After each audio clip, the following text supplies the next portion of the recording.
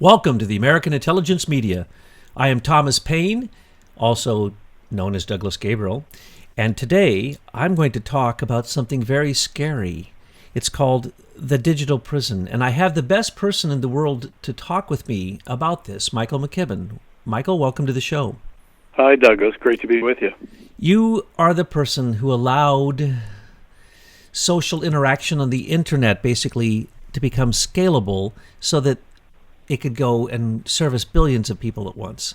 You also know the systems that were created that can disprove Sir Timothy Berners-Lee's nonsense notions that he's going to transform the internet by simply doing more magic like he did the first time when he created the World Wide Web, which he didn't. But he says he's going to change it. And then we have Eric Schmidt, who just got back from China after 750,000 people were killed with his new social credit system, digital social credit system program called Dragonfly. So we wondered whether Eric would actually come back, because what he just did in China was to create a digital totalitarian government that is kind of hell-bent on killing their own populations and making them completely homogeneous. Why? Because that's what a good communist nation does. And so we expect this stuff in the communist China, but then when people said, oh no, this is going to happen here, Eric Schmidt got back. The first words out of his lie were a big fat lie, which the Dragonfly will not actually be operable in China for a few more years. That's a lie. It's not only been operable in China, and we've already seen it kill the Uyghur people in the northwestern province of China, where they literally locked up 1 million of them because of the look on their face. Because when facial recognition just got put into complete force in China, they literally look at your face and can tell if you are committing a crime or about to commit a crime or have committed a crime according to facial recognition, which is now operative in America. They now let you walk onto planes by simply scanning your face. So what is going on in China is the prefiguring of the total digital Big Brother prison, the what I like to call the cube that Eric Schmidt told us he was going to create for all of us. And he's going to put us in this cube when Google turns to Alphabet, which is going to happen any minute now, because Google's probably going to go down because it's going to be given, billions of dollars of fines like they have been given in other nations. But what Eric Schmidt just did in China was probably going to, it will go down in history as one of the worst digital moments in human history, because it turned humans into nothing more than meat that is remotely controlled, aggressively remote controlled through Richard C. Walker's Internet of Things patent. We already see it. It's now in China. And so I just saw a very long show, where they were talking to people about this. It's already in play, Eric, and they're showing it on the news. And people are saying, this is a wonderful thing. It gives me great convenience. I can just walk in a store, get something off of a shelf, and walk out, and the scanners will send it to me and credit me and debit me. And if I am a good person, if I'm a good communist, then I get total access to everything. But if I'm a bad communist, it literally says this: you're not going to be able to take a step. Right. Not a step anywhere, in any direction, economically, socially. Even who you talk to can lower your score just by talking to them. So you talking to me today, Michael, that would lower your credit score. Now, that's happening in China, and it's happening in America. Maybe we should hang up. Yeah, you know that they're listening. So we already see this happening in America, but I didn't know that it had happened so thoroughly. So when I saw this thing that you recently released on Edith Ramirez, the head of the FTC, allowing Google and Facebook and all the rest of them to basically surveil you, target you, and attack you. And they put you in silos, they put you in buckets, they give you names, and they see how they can economically manipulate and leverage you by analyzing everything you do in the digital world. And now it's going to be not even in the digital world, because the credit score in China is what you do online and offline, both. And then it comes into play where they can literally pull you over, take your phone, see that you are on WhatsApp, and put you in jail because you decide. That's like being on Facebook here in America. So you went onto WhatsApp to talk to somebody. They saw your face looking like, you're not being a good communist. They pull you over and put you in jail. Already happening, folks. It's already happening in Europe, and it's already happening in Britain. And it's coming here because the same exact mechanism used in Europe and in Britain, the Atlantic Council's George Soros stamped and funded system that is being used by Facebook, and Eric Schmidt's system, which we already know was operative in the 2016 election, has been amped up, and now it's in control of every speck of news that comes across your screen. So, Michael, you've been down in the mines for days, and you just keep throwing up this stuff, and as we look at it, we're just shocked, because you've been fighting this dragon, this demon, for 20 years, and it's the same people. So, tell us, how bad is it in America? It's much worse than it might appear on the surface. And the main reason is because we're dealing in data which nobody can see. It's being collected without our knowledge, largely, and it's being aggregated without our knowledge. And for most of us who are trusting Americans, we expected our regulatory agencies to, especially the consumer agencies like the Federal Trade Commission, to watch over this and to prevent database vendors from abusing this opportunity they have to collect data. What we're learning now is that there has been little to no regulation of the data brokers who have been collecting this data. And I think we all know about the FICO financial score and how that governs whether we can get a loan or not, or whether we've got to go find a cosigner. And so we're familiar with that part. What happened after social networking came into being is that a lot more kinds of data on a person became available. And what has happened, largely without our knowledge, is all of that data has been now combined in with all of the FICO data to create these much richer profiles on every individual. And what we're seeing, as you've talked about in China, is that totalitarian governments are using this data to create a mechanism for I call it digital enslavement, because what they're doing is they're using this credit score kind of like a big game. And if you do certain things, you'll get rewarded with more points. And if you do other things, you'll get points taken away. And so what they're seeing in China is this dopamine culture has even kicked in with this credit score system, so that people will actually start to do things that will increase their credit score, and then they'll go on and check to see if it made their points go up or go down.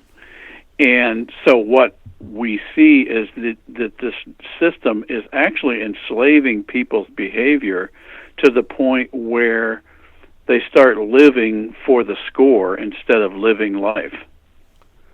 And I really blame the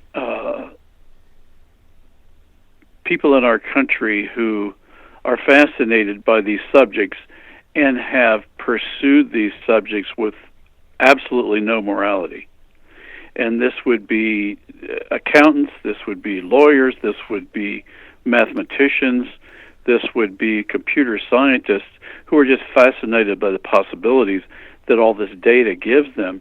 And so what they've been doing is, in conjunction with the bankers, is funding companies that will allow them to do more of this. Well, and to take this data, and now they've even created a new term called big data. So they create all of this capability without any guide, without any moral guide, or without any guide related to the Constitution, especially the Bill of Rights and in privacy rights.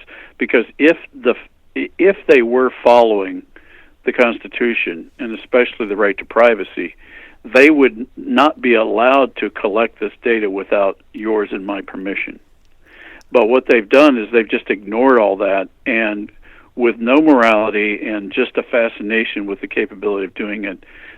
They have done it, and we've had a government that has not been able to keep up with this, and so consequently, we're in this lawless, Wild West environment where these bankers are trying to stay ahead of the sheriff to essentially enslave the entire world population before we figure out how to regulate it. You mean their standard operating procedure? Yes. Which is, control it before it even gets going, make sure you get in on it to make the big money so you can keep a monopoly going. All these tech companies run on Peter Thiel's philosophy, which is there's only one business model, and that is a monopoly. And so what we're seeing here is, for instance, when they said they were hacked, but they stole all the information from places like Equifax or from the Office of Management and Budget from the government or Transamerica, or any of the times that they go in and steal these huge amounts of information, they're simply adding to what you call the dark profile, your individual dark profile. And I like to call it, a digital prison or something, because right. He wants to put us in there. That's Eric Schmidt, wants to put us in there and give us everything that we want. And it's going to be so convenient. We're going to have everything. Like when you ask a question. As long as you're a good little boy. That's correct. When you ask a question in the future, when it's no longer Google, but it's Alphabet, you'll only get one answer. One correct answer. That's it. And if you want any more information, you're going to have to pay for it. And, it's the myth of net neutrality. And we see it in Europe already, completely taken over with the GDPR law, what they called Article 13, where basically there's no free speech left. None. Zero. They know what you say online. They can come to your door and arrest you because you criticized the migrants. And I'm not exaggerating. This is exactly what's going on. There is no free speech left in Europe, and it's the Atlantic Council. This system really got going during Obama's time. And they were getting set up during the Bush administration and the Clinton administration, but it really got going after Obama came to power, and he hired a guy as his chief technology officer by the name of Todd Y. Park, who was from Silicon Valley. And Park came in and started promoting something called data paloozas. And the idea was these were these really rah-rah gatherings where he was promoting the idea of unlocking big data within government databases. And so what he did is, over the time while he was Obama's database administrator, basically, is he opened up all sorts of data to these big data vendors. And let me just read you some of the categories that he opened up. He didn't have to ask individuals. He just went and got it right from the agencies that were holding it. In healthcare, weather, space, housing, environment, food, agriculture, disease, commerce, financing, banking, geology, census, law, transportation, disasters, oceans, forests, education, science, research, money, shipping, communication, fish and wildlife, recreation, safety, intelligence, policing, insurance, labor, border protection, patents, copyrights, trademarks, animal life, rail, trucking, automobiles, and manufacturing. That's just a short list. E-government. Didn't you call that? Yes, that was part of it. Yeah, it's U.S. Digital Service, which you're the only person who ever really brought that up, that all of these things are now connected through the U.S. Digital Service right into the White House during the election, and they had basically mega data, this big data you're talking about, to analyze, but not only to surveil and analyze, but then to target and attack. And that's the part people don't understand. People say, I don't care that Google allows 100 companies to look at my personal Gmail account and my personal messages. I don't care. I have nothing to hide. Well, if you really knew what they did with it, you would be very concerned. You know that I can buy anybody's Facebook profile for $5? And if I know how to manipulate it through analyzing it with all kinds of tools that you can use, you can basically know more about the person than they know about themselves. You can predict their next question that they're going to put into Google. And this has been proven. So it's a psyops that proved to be a very, very deep, rich vein of subliminal control and manipulation through, as you say, dopamine hits, because these devices are actually literally addictive. And no one's going to look at any of that, because why? It's convenient and it's secure and it's all those nice words that the totalitarian communist government tells people the Dragonfly program is really about. It's about convenience. No, it is about control, remote, aggressive control through anything digital. And that is going to be very soon, when 5G is completely implemented, everything. Yeah, it's pretty frightening, and most people would, at this point, probably be thinking, well, what can I do about it? And my suggestion is, in general, we must resist it, because if we give in to this, we can kiss our way of life, our Constitution, goodbye. Because these guys have all of the data. They know what we're thinking before we think it, with these algorithms that they can apply to this data. And so by doing that, they are getting very sophisticated at how they control people's behavior and where they go, what they do, who they socialize with. And what we're seeing from the experiences in China is that they are lowering your score if you are having friendships with people that they don't approve of.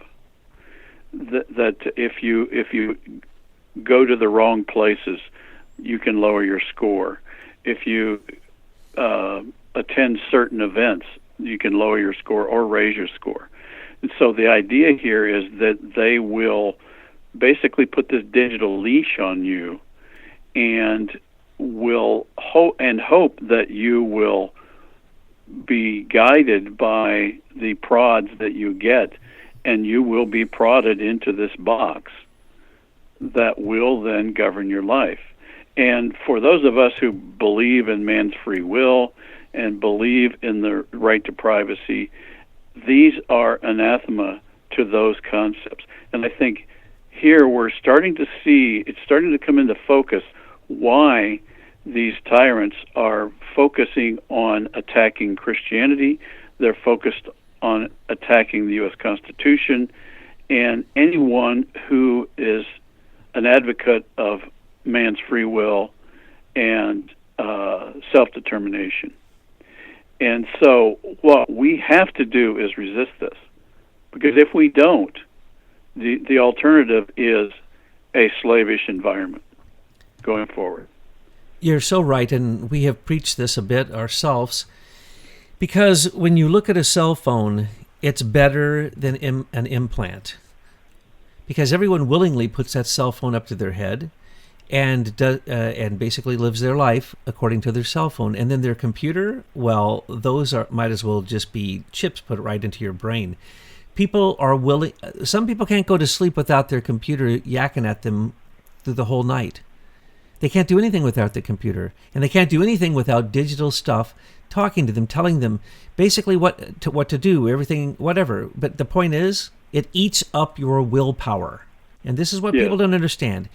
They know for a fact that the longer your child spends on a cell phone or a laptop, the less ability they have for empathy, and basically the less energy they have for anyone else but themselves. So it makes them extraordinarily selfish and extremely uninterested in developing their own imagination, and it zaps their willpower so that they don't have any more willpower to resist, and they don't have any strength of thought to be able to resist what pops up next on the side of their screen and takes them off on the next journey. So we have a huge illness going on, and once 5G gets placed in America in a comprehensive way, every place you go will be known. Everything you do will be known. Every look on your face will be able to be recorded, and it will be held against you. Why? Because there are digital systems that are in place now that are already the globalist systems, and we must break them. We must basically cut the landlines, folks. We got to turn off 5G, and we got to cut the landlines. We got to go backwards. We got to devolve with our digital expansion because it has taken us to such illness and sickness that no one wants to even look at whether 5G causes illness, and it certainly does. 1G causes illness. Any kind of electromagnetic frequency that you are within that field causes illness. So you're right. We have to resist, and it really is much easier than people know. If we go back to your original invention through Leader Technologies, we can see that it was for the advancement of humankind, for freedom, for security, for privacy, all the opposite of what the DARPA and In-Q-Tel turned it into, which is a weaponized form of psyops. Yeah, it's all about how the features are presented to you. What we originally designed was not to be a tool that interrupted your life, but rather facilitated things you needed to do in your life. So, for example, I used to, back before computers became so sophisticated, I used to do time management training for people. And one of the things in the time management world, in the old days before computers, you noticed in work productivity that most people got interrupted once every 7 minutes. And then it took them 3 minutes to get back into what they were doing before they got interrupted. And so one of the things I used to advocate to my clients was at least dedicate 1 hour a day in your office where nobody interrupts anyone else. You force yourself to do that. And it was like a drug even at that stage because people found themselves were triggered by getting interrupted, and of course that was killing productivity. And we used to get some really ravingly positive reviews of just setting aside that quiet hour in an office environment so that people could get more work done. Well, when computers started putting up these instant messages, I said, this is not good, because if they're getting interrupted once every 7 minutes before computers, and now we've got these notices popping up many times in a minute now through this instant message tool, or through every time an email comes in, it pops up a little message to show you what the email is about. The bottom line is the technology has taken over the communication and the thinking, and just like you're saying, it's sucking our ability to think for ourselves, because it's all we're being triggered to respond like Pavlov's dogs. And so if Pavlov doesn't have my interest at heart, then guess the kind of messages that I'm going to be getting, and that's what we're seeing. We've got to reconfigure the whole thing to get it back to being an aid and not an interruption. Absolutely. They talk of it as disruptive now. Everything's disruptive. Everything's good if it's disruptive. What that means is you never have a single thought that is completed, and you are basically entertained, and there's no education going on when you're being passively entertained. And that's the problem with computers and cell phones. I go on and on. Of course, I preach and preach, but let's get back to what you can tell us, because I was earlier today ranting and raving about what's going on over there in China, and Eric Schmidt and James Breyer and the people who went over there early. And I say that China's probably going to take advantage of them, but in the end, China's not going to be the big hero. The dragonfly system of total totalitarian communist control, that's not where the rest of the world is going to go. I believe we're going to stand up and fight, and we're going to win this resistance. Well, one of the things that's just popped out today is related to China, is their main system for doing a lot of these digital transactions is owned by a company called Ant Financial. You ever heard of them, Ant Financial? A-N-T? I don't think so. A-N-T, yes. They are a subsidiary of Alibaba. Well, I should have known.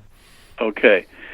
So here's the point. You made the point. You asked me in a recent interview, who was really driving China? Is China driving this, or who is driving this? And let me just tell you what we found about Ant Financial. Its chief investors in Ant Financial, which is running this digital credit scoring system in China, is IDG Capital, which is the Breyers, Excel Partners, and John P. Breyer, his dad, is Sequoia, and if you recall, Sequoia is one of the chief investors in Google. There's Silicon Valley Bank. There's Matrix, which is another big venture capitalist out in California. Intel, Lightspeed, and Mail.ru, which is Yuri Milner's company in Moscow. So what we're seeing there is all the same players that have taken over the digital space in this country are the ones driving what's going on in China. So I think you're right. I think China is the lapdog for this global financial group. Wow. You always tend to blow our minds. So now you know who is the money behind the Chinese social credit score system. Dragonfly, as it were. I mean, Eric Schmidt is, of course, doing the software and the applications, but it is the money that drives it all. So there they are, the same old criminals that came out of the IBM Eclipse Foundation. That would be James Breyer and his dad's name is John? John P. Breyer and James W. Breyer. And John went father and son. John went over to China a long time ago. What's he been doing over there? John has been coaching the Chinese. What we hear is that he's been coaching the Chinese banking system how to create venture capital. Because obviously he's investing in these various deals, and he certainly got his money in the social credit score system, Ant Financial. Okay, so then he was setting them up. So he got on the ground floor so that the venture capital for these things. I was also mentioning that Tal Piat and so many of these new startups are also in China, and China is just going to take advantage of all of them. And of course, those are Israeli cyber warfare technicians who have tons of venture capital, and so they're all. So here's another element of this, though. Remember how we were talking about Axiom in Little Rock, Arkansas, the data aggregator, which is it appears that it is the key data aggregator for the planet, and how we discovered that Hillary Clinton's 19-year law partner at the Rose Law Firm is basically the chief operating officer of Axiom. Well, as of October 1st, Axiom moved to China, changed their name to LiveRamp, and it would appear that they have taken all this big data that has been collected on all of us in America and moved it to China, so that they're not in the reach of U.S. law, can manipulate us from afar, but since it's all electronic, they can easily have the data housed somewhere in Asia, and can manipulate America from afar. Until we turn the cables off. Right. You see, they don't understand, because the Chinese are very naive when it comes to capitalism. So in a stock market, at one point when the 5 or 6 top people who are making the most money in the stock market. When you're talking about Chinese, what I suggested earlier is it's not the Chinese. It is the Silicon Valley banks moved to China, and they're just using China as a launching pad. And the other thing about data, keep in mind, is they don't keep the data just in one spot. They'll keep it in 3 or 4 locations around the planet. So pulling the plug is going to be difficult, not impossible, but difficult, the way these guys are using their cash to make sure they stay ahead of the sheriff. So we've got our work cut out for us here, is the message. But the question is, who's zooming who, for me? Are the Chinese going to end up taking advantage of these Silicon Valley bozos, or... No, I think it's the other way around. That's what I was going to say. I think working the Chinese. I think they're just going to... China, we can wipe out their currency in a minute. We can wipe out their stock market in a minute. We can, and we absolutely do, control their entire economy with whether or not we purchase from them. And now they want to use our technology, or at least mimics of it, and then create people like Jack Ma. But what they do is the best people in the stock market die, and then they absorb their money back into the collective. So Jack Ma and all these other Chinese oligarchs are in hiding once they come out of China with a lot of money.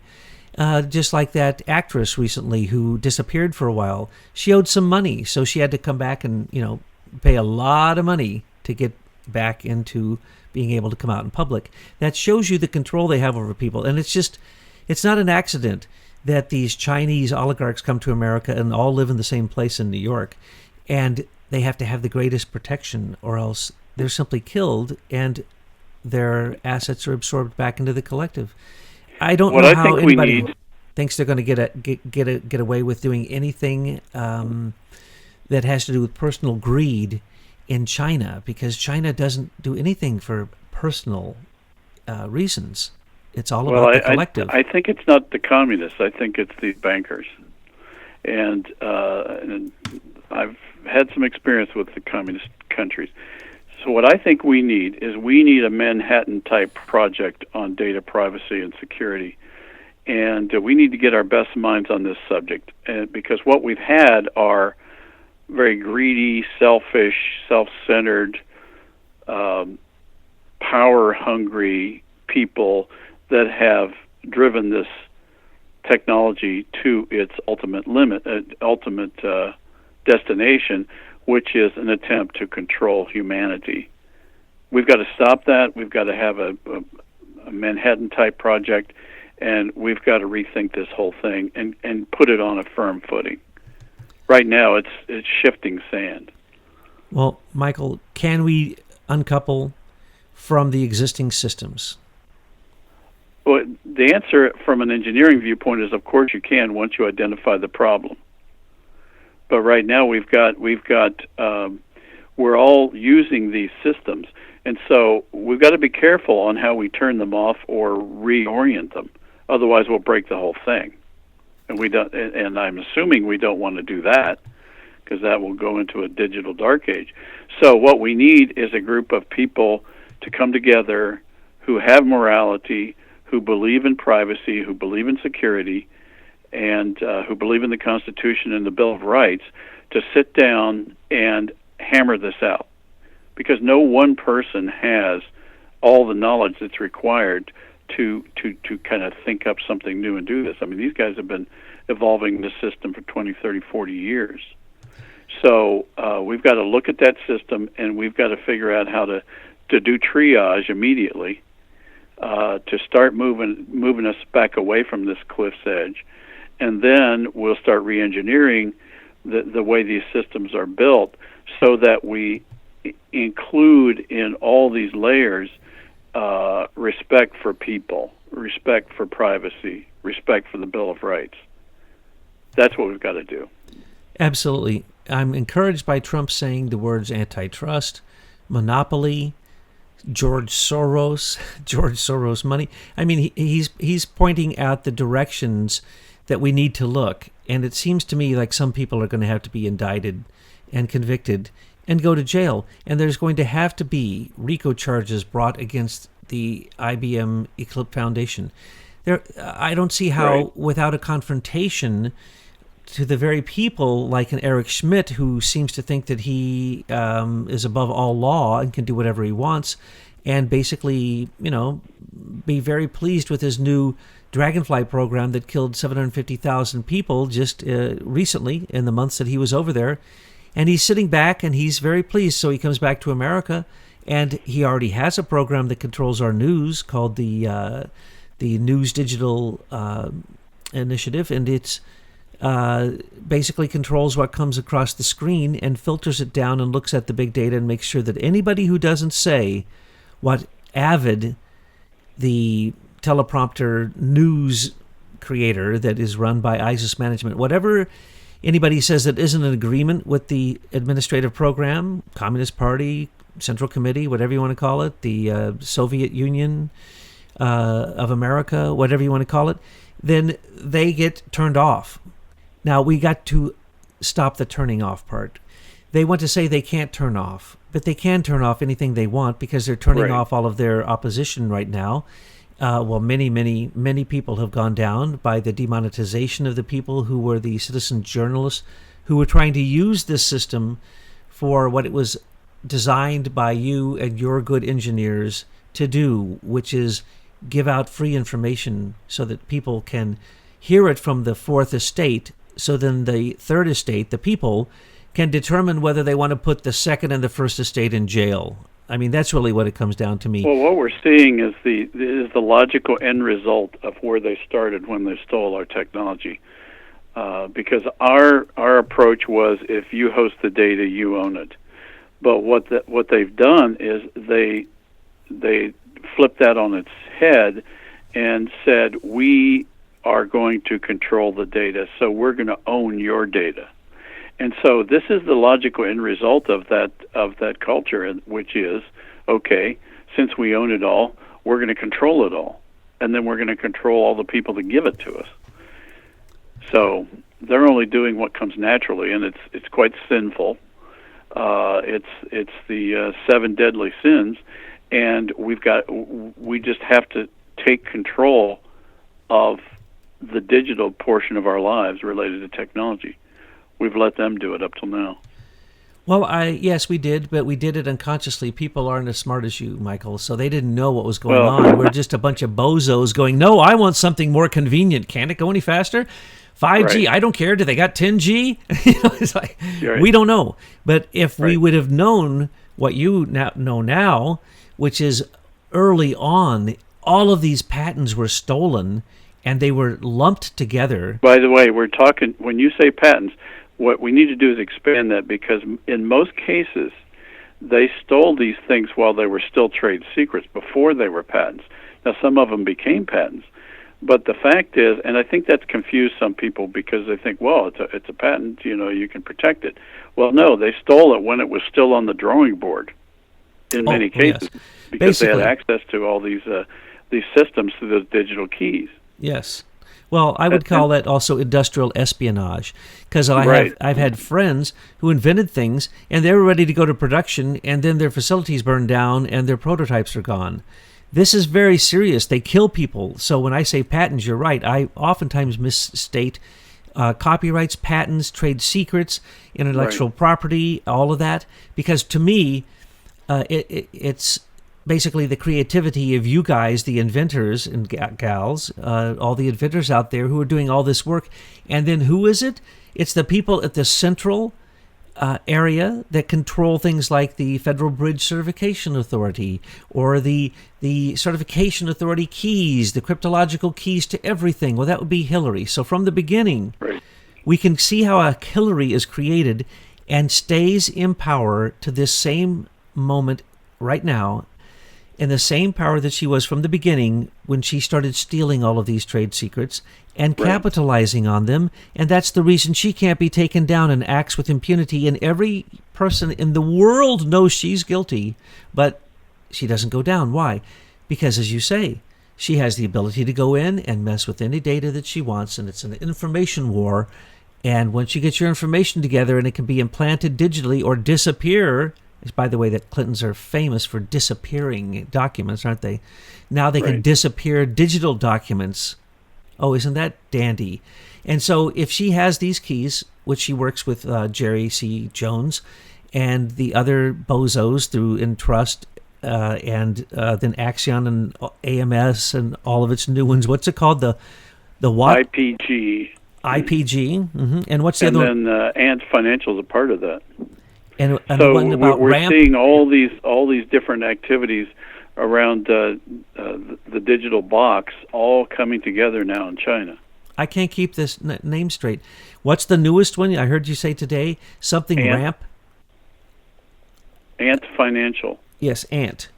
Oh, okay. Ant Financial, of course, and AMS and IPG, which was Axion, which was. And Alibaba and Baidu, and I mean, there's a whole bunch of them now. They're all just sort of gathered around, but underneath is the same group of investors. That's what everybody's got to remember. And in China, these investors are all American largely, and everybody else is following along. And that's John Breyer, the father. James W. Breyer, John P. Breyer. IDG, Sequoia, Silicon Valley Bank, Matrix, Intel, Lightspeed, Mail.ru, the same players. And so those corporate tech warlords don't mind killing millions of people as long as they get the contract in the short run with the Chinese. They don't mind what they do. I've always said we should not be doing business with China. That was the Clintons. The Clintons went in, Walmart went in, and they basically, that's where our manufacturing went. And so we shouldn't be doing business with them. They should have never been allowed into the World Trade Organization. They should never have been allowed most favored nation trading status.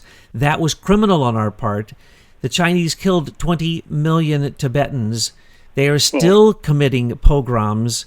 They are still killing millions of people. And right now, thanks to Eric Schmidt and Dragonfly, they just killed 750,000 Uyghurs in northwest China. I mean, right.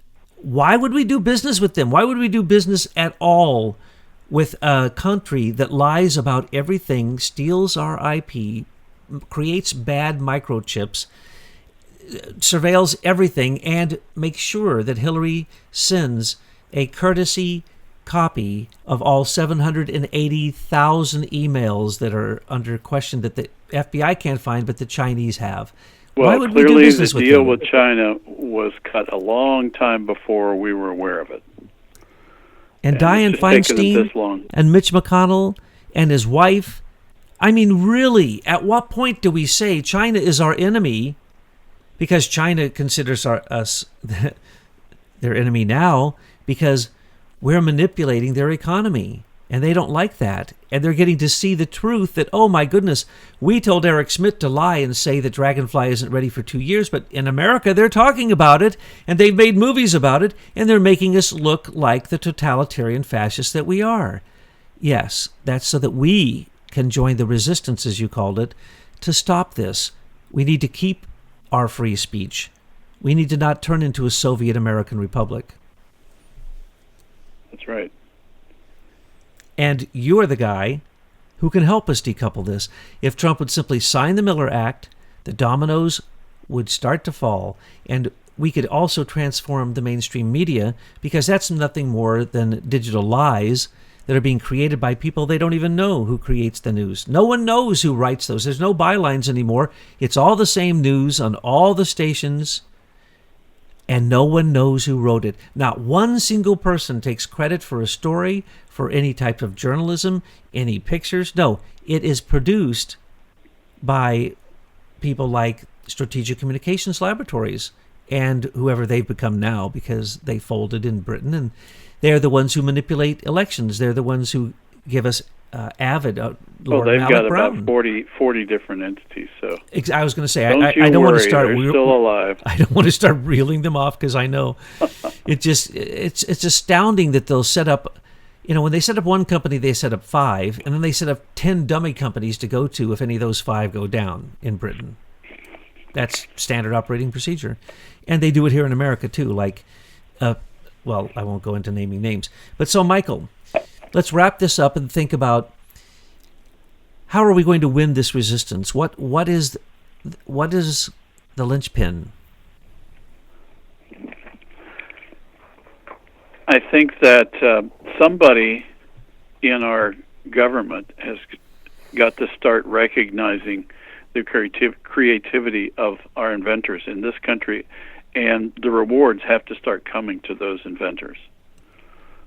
We've kind of gone to sleep on protecting our creative class, and we've allowed these people to get away with it, and these people know that our government is letting them get away with it. So I think what you said is right. That's what we've tried to focus on is, okay, let's get this Miller Act funded, because the claim is something that the president can act on, and then let's use this cash to completely reconfigure how we use technology and start focusing on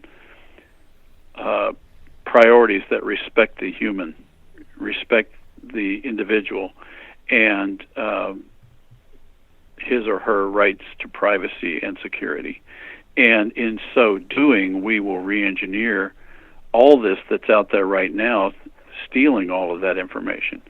And that we have to stop. If we don't stop that, then there's really no point in pursuing any activity, because it will all just be stolen behind the scenes, and we won't know about it until it's already doing its damage. So we really have to get on with reconfiguring this engineering immediately. That, you see, because you're an engineer, you could really see the linchpin. I couldn't see that. I think you're quite right. If they wouldn't have stole this stuff from you, they couldn't have turned it into the weaponized evil that it is with right, Silicon because we Valley. would have been competitive. We would have offered a competitive offering, and presumably most people, when they have the choice between, here, take this one and we'll steal everything that you ever do, and take this and we'll respect that, what are you going to pick? Of course you're going to pick the second one.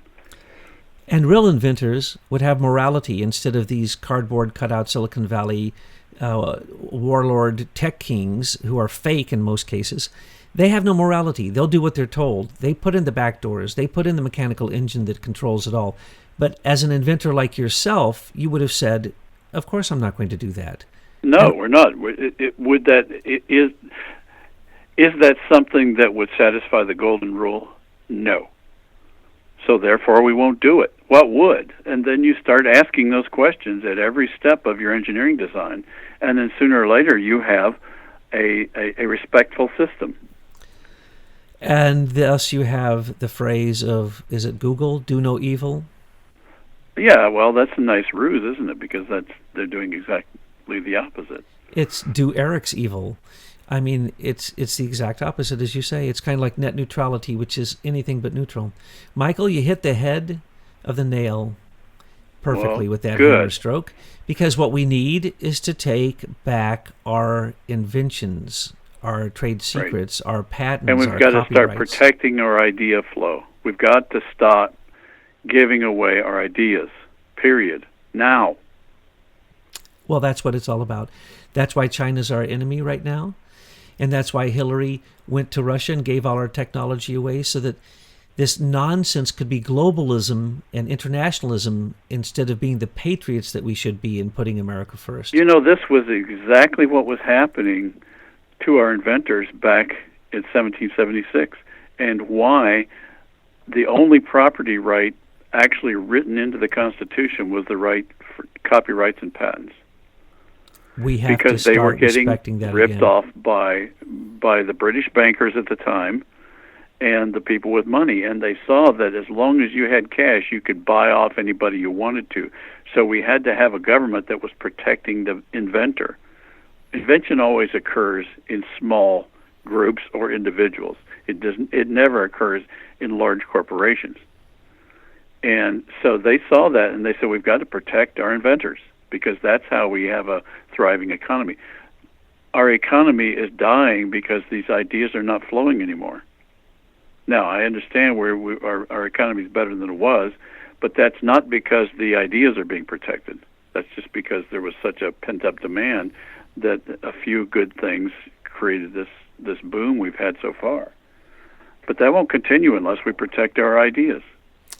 Well, your friends at Americans for Innovation have their timeline, and on that timeline is everything you need to know to convict these people, and everything you need to know to understand the significance of that linchpin that Michael just described.